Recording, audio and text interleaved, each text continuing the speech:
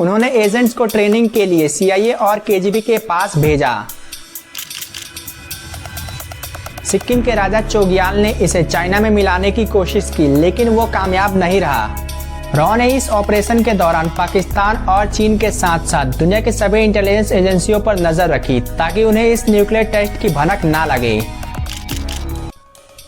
दोस्तों 1962 Indo China war में India का इंटेलिजेंस बुरी तरह से फेल हुआ, जिसका रिजल्ट हुआ इंडिया की हार। IB जो कि उस समय इंडिया की एकमात्र इंटेलिजेंस एजेंसी थी, उस पर इस हार का ठीकरा फोड़ा गया।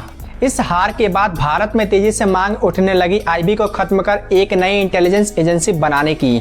पंडित जवाहरलाल नेहरू ने भी इस बात का समर्थन किया। उन्होंने एक नई इंटेलिजेंस एजेंसी बनाने के प्रस्ताव को मंजूरी दी जो इंडिया के एक्सटर्नल मामलों पर काम करेगी, मगर वो इस एजेंसी को बनते देख पाते उससे पहले ही उनकी मृत्यु हो गई। बाद में इंदिरा गांधी ने इस एजेंसी को बनाया। ये थी RNAW यानी कि रिसर्च एंड एनालिसिस विंग, जिसने आगे चलकर 1971 इंडो पाक वॉर, 1998 ऑपरेशन शक्ति और 1999 कारगिल वॉर में अहम भूमिका निभाई। आज रॉ के कारण ही भारत पूरी तरह से एक्सटर्नली सिक्योर है। तो आइए आज जानते हैं कि आखिर भारत को रॉ की जरूरत क्यों पड़ी, रॉ का इतिहास क्या है और रॉ ने किन किन मिशनों को अंजाम दिया।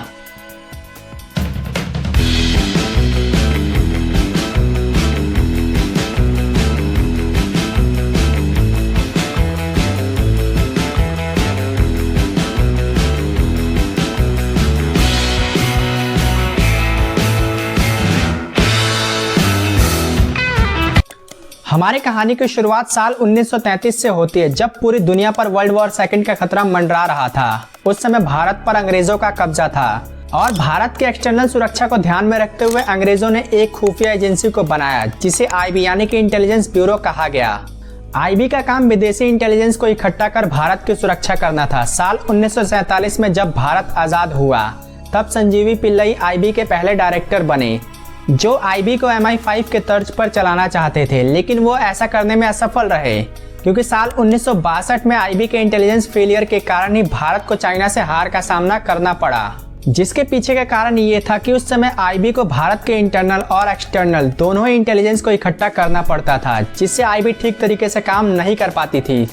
और IB की इसी इंटेलिजेंस फेलियर को देखते हुए तेजी से मांग उठने लगी एक ऐसी इंटेलिजेंस एजेंसी बनाने की जो केवल भारत के एक्सटर्नल मामलों पर ही काम करे, जिसके लिए उस समय के प्रधानमंत्री पंडित जवाहरलाल नेहरू ने भी मंजूरी दे दी। उन्होंने एक ऐसी इंटेलिजेंस एजेंसी बनाने की मंजूरी दी जो केवल भारत के एक्सटर्नल इंटेलिजेंस पर ही काम करे, जिसे रॉ यानी कि रिसर्च एंड एनालिसिस विंग नाम दिया गया। रॉ को बनाने का मकसद बाहरी खुफिया एजेंसियों से भारत की रक्षा करना था, साथ ही दुनिया के वो देश जहां भारतीय रहते हैं उनकी सुरक्षा का भी ध्यान रखना था। लेकिन पंडित जवाहरलाल नेहरू अपनी आंखों के सामने रॉ को बनता देख पाते उससे पहले ही साल 1964 में उनकी मृत्यु हो गई। 1965 इंडो पाक वॉर के बाद रॉ का खाका बिल्डअप होने लगा था और फाइनली 21 सितंबर 1968 में रॉ की स्थापना कर इंदिरा गांधी ने अपने पिता का सपना पूरा किया। रॉ की स्थापना केवल 20 मिलियन सालाना खर्च और 250 एजेंट्स के साथ हुई थी। वहीं 1970 में रॉ का सालाना खर्च $300 मिलियन और इसके एजेंट्स की संख्या हजारों में पहुंच चुकी थी। RN काव यानी रामेश्वर नाथ काव रॉ के पहले डायरेक्टर थे। वो 9 सालों तक रॉ के डायरेक्टर पद पर रहे। वर्तमान में रॉ के डायरेक्टर रवि सिन्हा है। रॉ के डायरेक्टर भारत के NSA को रिपोर्ट करते हैं और NSA प्रधानमंत्री को।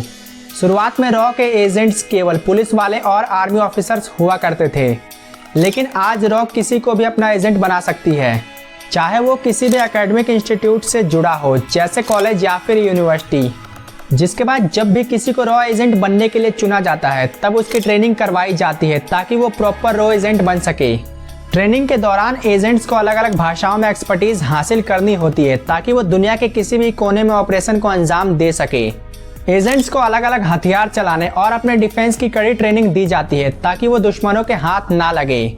एजेंट्स को अपनी आइडेंटिटी छुपाने की खास ट्रेनिंग दी जाती है ताकि वो किसी को भी चकमा दे सकें। RN काव जिन्होंने 1968 में रॉ के डायरेक्टर पद को संभाला, उनके सामने सबसे बड़ी चुनौती ये थी कि आखिर एजेंट्स को अच्छे से अच्छी ट्रेनिंग कैसे दिलवाई जाए। उस समय रॉ के पास केवल 250 एजेंट्स और 20 मिलियन का सालाना बजट था और RN काव के सामने ये चुनौती थी कि इतने कम बजट में एजेंट्स को अच्छे से अच्छी ट्रेनिंग कैसे दिलवाई जाए। आरएन काओ ने यहाँ पर दिमाग लगाया। उन्होंने अमेरिका की CIA और रूस की KGB की मदद ली। उन्होंने एजेंट्स को ट्रेनिंग के लिए CIA और KGB के पास भेजा। आरएन काओ के एफर्ट्स का नतीजा था कि आज रॉ दुनिया के टॉप सीक्रेट एजेंसियों में से एक है, जिसने बहुत से मिशंस को अंजाम दिया। सबसे पहले साल 1971 में इंडो पाक वॉर में रॉ ने अहम भूमिका निभाई। इसने मुक्ति वाहिनी को ट्रेनिंग दी, जिसने वेस्ट पाकिस्तान की आर्मी को मुंहतोड़ जवाब दिया। 1971 वॉर में रॉ के इंटेलिजेंस के कारण ही भारत को एडवांटेज मिला। 93,000 पाकिस्तानी सैनिकों ने भारत के सामने घुटने टेके। पाकिस्तान की हार हुई और ईस्ट पाकिस्तान बांग्लादेश बना। ये रॉ की पहली सबसे बड़ी जीत थी।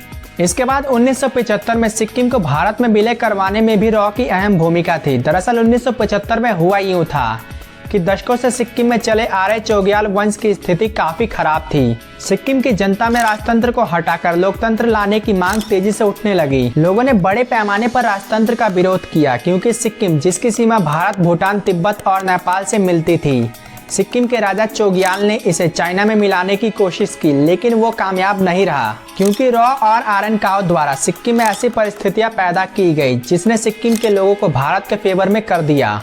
रॉ द्वारा राजा के विरोधी पार्टियों, नेताओं और लोगों को राजा के खिलाफ भड़काया गया। उन्हें राजतंत्र के नुकसान और लोकतंत्र के फायदे गिनाए गए। रिजल्ट ये हुआ कि लोगों के बीच रेफरेंडम की मांग उठने लगी। इस रेफरेंडम को शांतिपूर्ण तरीके से करवाने की जिम्मेदारी रॉ और आरएन काओ को दी गई। रेफरेंडम में लोगों ने 97.5% समर्थन भारत को दिया, जिसका परिणाम ये हुआ कि 15 मई 1975 को भारतीय संसद ने सिक्किम को भारत का 22वां राज्य बना दिया। ये रॉ की एक और सबसे बड़ी जीत थी। 1990 के दशक में जब अमेरिका की नज़र पूरी दुनिया पर थी ताकि कोई देश न्यूक्लियर टेस्ट ना कर पाए, तब उसकी नज़र भारत पर भी थी, क्योंकि भारत ने साल 1974 में अपने पहले न्यूक्लियर टेस्ट स्माइलिंग बुद्धा को किया था, जो असफल रहा। अपने पहले न्यूक्लियर टेस्ट के असफल होने के बाद भारत अपने दूसरे न्यूक्लियर टेस्ट की तैयारी करने लगा। इस न्यूक्लियर टेस्ट को भारत को अमेरिका और पूरी दुनिया की नज़रों से बचकर करना था, तो भारत के इस ऑपरेशन को सीक्रेट रखने की जिम्मेदारी रॉ को सौंपी गई और रॉ ने अपनी इस जिम्मेदारी को अच्छी तरह से निभाया, जिसके फलस्वरूप साल 1998 में भारत ने अपने न्यूक्लियर टेस्ट को सक्सेसफुली परफॉर्म किया, जिसे ऑपरेशन शक्ति नाम दिया गया। रॉ के इंटेलिजेंस के कारण ही ऑपरेशन शक्ति पूरी दुनिया से सीक्रेट रहा। रॉ को अपने इंटेलिजेंस से पता चला कि पोखरण, जहां पर न्यूक्लियर टेस्ट होने वाला है, उसके ऊपर से हर कुछ देर में अमेरिका की स्पाई सैटेलाइट गुजरती है, जो उस पूरे एरिया को स्कैन करती है। जिसे देखते हुए ये प्लान बनाया गया कि जब अमेरिका की सैटेलाइट पोखरण से दूर जाएगी तो उस बीच न्यूक्लियर टेस्ट की तैयारी की जाएगी, ताकि अमेरिका को इस न्यूक्लियर टेस्ट की भनक ना लगे। रॉ ने इस ऑपरेशन के दौरान पाकिस्तान और चीन के साथ साथ दुनिया के सभी इंटेलिजेंस एजेंसियों पर नजर रखी, ताकि उन्हें इस न्यूक्लियर टेस्ट की भनक ना लगे। रॉ ने इस ऑपरेशन में काम कर रहे सभी वैज्ञानिकों को कोड नेम्स दिए। रॉ द्वारा वैज्ञानिकों को आर्मी के कपड़े में पोखरण ले जाया गया। न्यूक्लियर टेस्ट में यूज होने वाले सामान को भी अलग अलग तरीके से पोखरण पहुंचाया गया, जिससे किसी को डाउट ना हो। रॉ के इन सभी चीजों के कारण भारत ने 11 मई और 13 मई 1998 को 2 न्यूक्लियर टेस्ट किए, जिसका परिणाम ये हुआ कि भारत आज न्यूक्लियर पावर देश है। न्यूक्लियर टेस्ट के बाद अमेरिका ने भारत पर बहुत से सैंक्शंस लगाए, लेकिन रॉ के इंटेलिजेंस और भारत की डिप्लोमेसी के कारण अमेरिका को ये सैंक्शंस हटाने पड़े। 1998 ऑपरेशन शक्ति के बाद 1999 में कारगिल वॉर में रॉ के इंटेलिजेंस के कारण इस युद्ध में भारत पाकिस्तान से आगे रहा। हालांकि शुरुआत में रॉ कारगिल में पाकिस्तानी सेना की हलचल का पता नहीं लगा पाई थी, लेकिन युद्ध के दौरान रॉ द्वारा पाकिस्तानी सेना के रेडियोस को इंटरसेप्ट कर लिया गया, जिससे पाकिस्तानी सेना की प्लानिंग भारत को पता चल गई। रॉ द्वारा पाकिस्तानी सेना के ठिकानों की सटीक जानकारी भारतीय वायुसेना को दी गई, जिससे भारतीय वायुसेना ने पाकिस्तानी सेना के ठिकानों पर बमबारी करके उसे काफी नुकसान पहुंचाया। इसके अलावा रॉ द्वारा पाकिस्तानी सेना के ट्रांसपोर्टेशन रूट को भी ब्लॉक कर दिया गया, जिससे पाकिस्तानी सेना की सप्लाई कट हो गई। सप्लाई कट होने के कारण पाकिस्तानी सेना बैकफुट पर आ गई। नतीजा ये हुआ कि इस युद्ध में पाकिस्तान की हार हुई और भारत की जीत। इन सभी मिशनों के अलावा और भी बहुत से मिशंस को रॉ द्वारा परफॉर्म किया गया है। आज रॉ के कारण ही भारत पूरी तरह से एक्सटर्नली सिक्योर है। रॉ ये सुनिश्चित करती है कि दुनिया की कोई भी सीक्रेट एजेंसी भारत को नुकसान ना पहुंचा पाए। रॉ के इन सभी खूबियों के कारण आज रॉ दुनिया की टॉप सीक्रेट एजेंसियों में से एक बन गई है, जिसका लोहा पूरी दुनिया मानती है। यदि आपको ये वीडियो पसंद आई तो इस वीडियो को लाइक करके चैनल को सब्सक्राइब करना ना भूलें। वहीं यदि आप ऑपरेशन ट्राइडेंट के बारे में जानना चाहते हैं तो इस वीडियो को जरूर देखें।